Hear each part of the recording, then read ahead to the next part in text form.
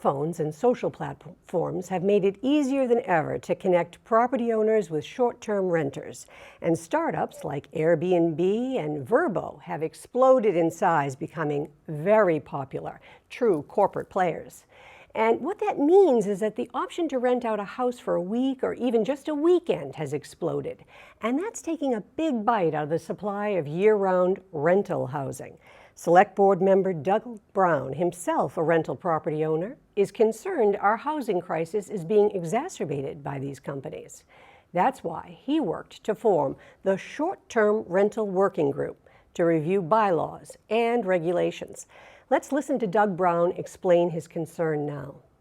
I went to visit my daughter who lives in Virginia, and we decided to get an Airbnb in Maryland.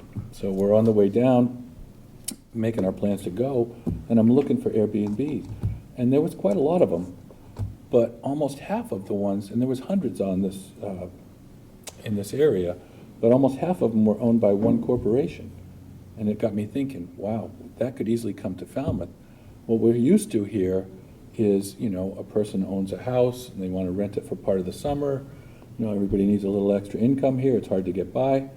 So certainly I don't want to curtail that, and I want to make sure that we're managing them correctly. But I really am scared of having a big corporation come in and buy up swaths of land and turn our whole community into a big profit margin. The working group also asked people in attendance to explain their concerns.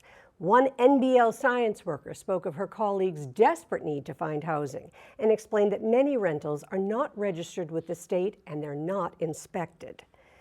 We have people who might rent a winter rental for 9 months and then need to find summer housing.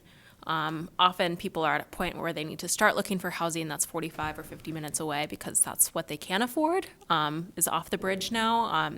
I have friends who live in a winter rental and their rent, if they were to stay there, would triple in the span of a month. And then some of the, regulating or doing inspections prior, I think, would really help the problem, just based on some of the places that people find online too that would be local. I know friends who have toured places that have been a walk-in closet that they've had to live in, or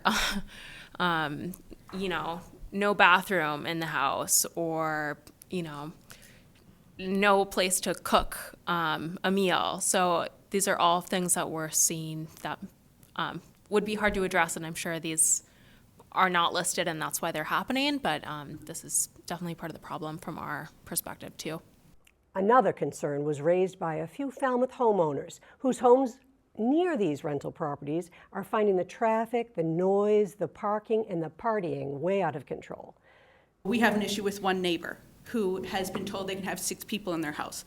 They have up to 8 times that amount, 48 people. Apparently, we have been told nothing can be done by the town. Nothing. That doesn't seem right. We got them taken off of Airbnb. We got them taken off of other local listings who they were much more responsive than the national ones. Unfortunately, we saw over the weekend they now had VRBO coming to their house and looking for a listing. They are only about the money. So, Michael, you can see that this housing issue touches everybody. And the working group is determined to study other towns along Cape Cod to see if they're wrestling with these, and maybe they have some answers we don't know about. Absolutely. I'm very aware of it. As you know, at the Chamber, we're talking about this all the time. And I think a fact that a lot of people don't know, my understanding is that there are 18,000 registered short-term rentals in Barnstable County. And that accounts for more than in New York City. Goodness, yeah, we live on the coast, right? Everybody wants to rent here. So there's 21,000 homes in Falmouth, correct, they think. And long-term, they think the numbers are around, registered with the state. Long-term rentals is about 3,000. Short-term, about 2,000. But those numbers are very much undercounted because not everybody registers with the state, so not everybody gets inspected. Right. So they're going to work on trying to get that fixed first. Absolutely, trying to get a handle on. The other thing we have here in Falmouth and on the Upper Cape is, close to 50% of the homes in Falmouth are second homes.